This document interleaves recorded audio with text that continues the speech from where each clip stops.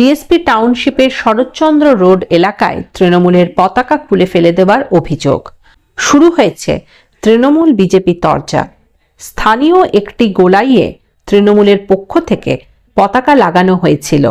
অভিযোগ, সেই পতাকা রাতের অন্ধকারে খুলে রাস্তার পাশের ঝোপে ফেলে দেওয়া হয়েছে। বুধবার সকালে খবর চাউর হতেই উত্তেজনা ছড়ায়। তৃণমূলের দাবি বিজেপি রয়েছে এর পিছনে। অভিযোগ অস্বীকার করেছে বিজেপি। ফ্ল্যাগ ফেলে দিয়েছিল কেন? দেখুন, আমরা এখানে তো ফ্ল্যাগ লাগানো হচ্ছে, আপনারা জানেন আজকে একটা বিরাট জনসভা হবে।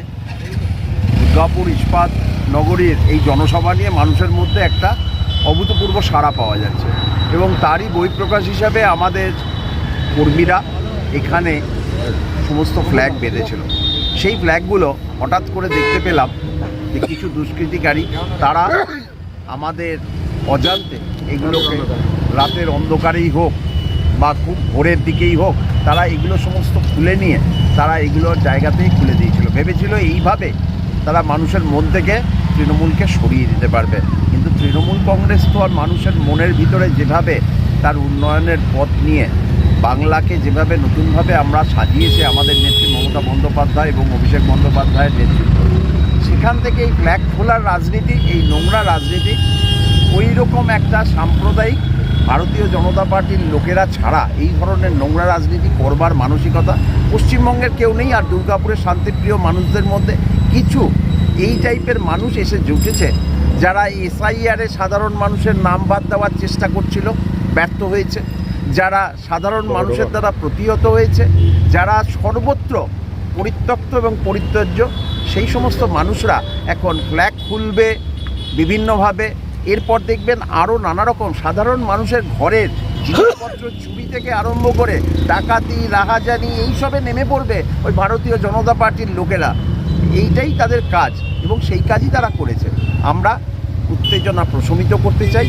আমরা তাই পুনরায় এই ফ্ল্যাগগুলোকে পুনরুদ্ধার করে আমরা আবার লাগিয়ে দিলাম কল্লোল ঘোষ।